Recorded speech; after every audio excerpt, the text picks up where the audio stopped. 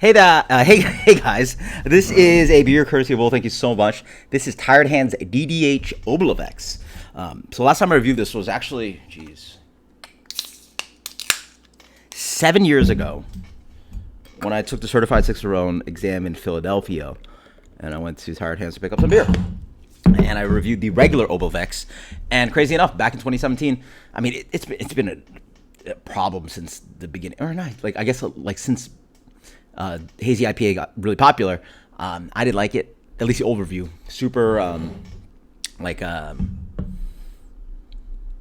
bite, like polyphenol bite and all that stuff. So I didn't really care for it back then, but there's a DDH version. Let's see how they do cleaning it up. It is a, I can't, double IPA. So I believe it's around 8.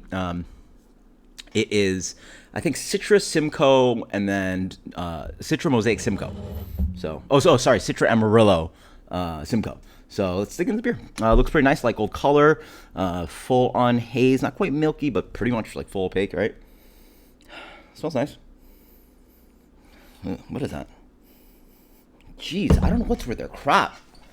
I mean, it smells like Citra at first, like it just, that just generic kind of like hazy IPA, light doughy malt, oranges, a little bit of mango pineapple, like, and then underneath there's something going on. Maybe, but quite fruity. A little bit of almost like this. I don't know what it is, but it's almost like a vanilla ester or something. Something a little bit vanilla in there. Cheers. Oh.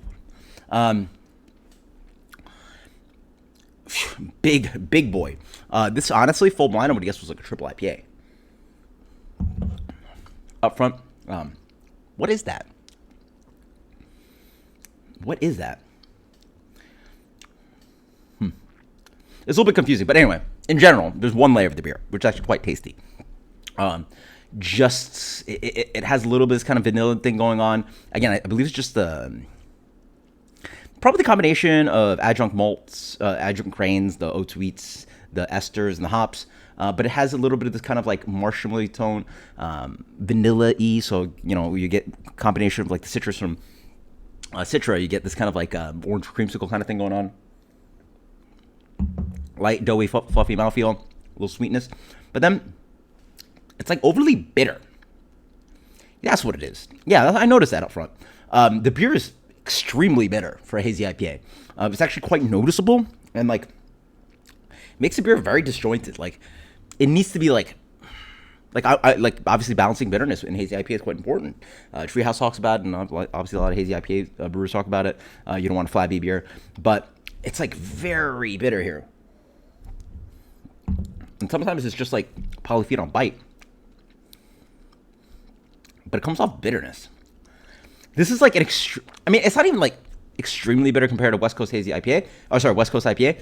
But in the context of Hazy IPA, it's like very out of balance. Like when I'm talking bitterness, like it needs to be like a quarter to a half as bitter as this beer. It's just very disjointed in how you want this kind of like the fruit profile, right? Like the Citra and Mosaic, Citra Amarillo, Simcoe. It has all those like, in general, I get Citra here. Those big juicy orange characteristics, mango, pineapple, right? Just like the nose. But then the bitterness comes in and it really distracts, because it also distracts because like the fluffy mouthfeel and the fruity character just doesn't play well with the bitterness.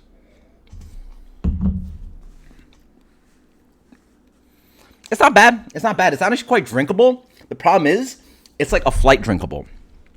I'd say it's like a flight drinkable. You'd finish a flight and it'd be nice in a flight to have like a bitter one out of like a flight of hazy IPAs. But as a can itself, woo. What am I grabbing the bell? How do I finish up this review? Basically, hop bite is worse, but this is almost as distracting.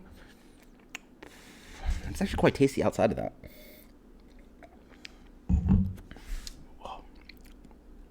All right.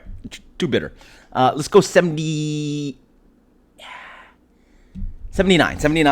That is DDH Oblivex. Tired Hands. Until next time. Cheers. Later.